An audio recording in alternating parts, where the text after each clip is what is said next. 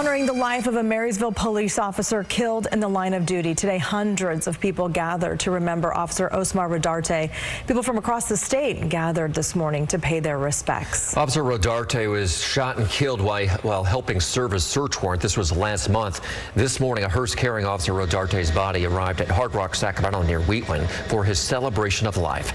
That hearse driving under that huge American flag, a single bagpiper leading it. Hundreds of law enforcement officers stood at attention and offered a final salute to the young officer killed in the line of duty. Officer Rodarte was the first Marysville police officer killed in the line of duty in more than a century. And KCRA 3's Marisela de la Cruz shows us how his life was remembered, honored, and celebrated. His spirit touched everyone around him, and his legacy is forever a part of this department and this city. A lasting impact.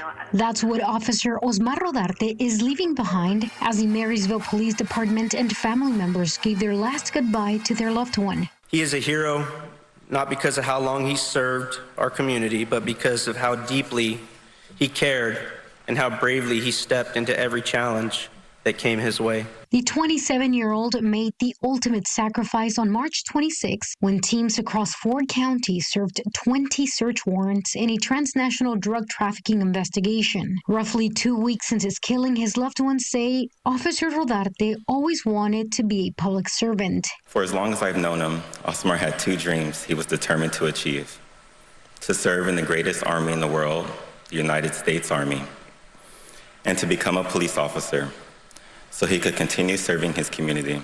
But there was more to Officer Rodarte than work, and that was the love he had for his parents, who always supported his career. Osmar was a devoted son who always strived to make his father proud.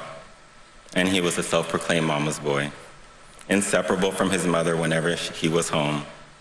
Even his firstborn son couldn't separate them. As soon as she walked in a room, he was by her side. As the last radio call for Officer Rodarte came this Tuesday morning, one thing is clear for the Marysville Police Department, members of law enforcement, and his loved ones. Osmar, though your time with us was brief, your impact will last a lifetime. Marisela de la Cruz, KCRA 3 News.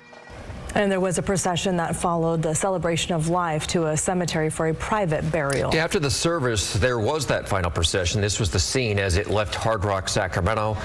It took Officer Rodarte to his final resting place. Live Copter 3 was following the procession as it made its way along Highway 65. You can see how many people are standing outside showing their support as it passed through the town of Wheatland. You can see people lining the sidewalks. All of those people showing their respect and support for the family and the law enforcement community. And as the procession passed through Lincoln and Roseville, we could see law enforcement and first responders on the overpasses, people standing at attention, offering a salute. American flags hanging in tribute to the service and sacrifice of this young officer. And then the procession made its way onto I-80, and you can see the long line of law enforcement vehicles that led the way. The family held a private burial service for him in Citrus Heights. So at that point, that's when Live Copter 3 turned away and left the scene out of respect for the family and their wishes. So if you were unable to attend or watch it live here on KCRA 3, we've got coverage of everything at KCRA.com and the KCRA 3 mobile app.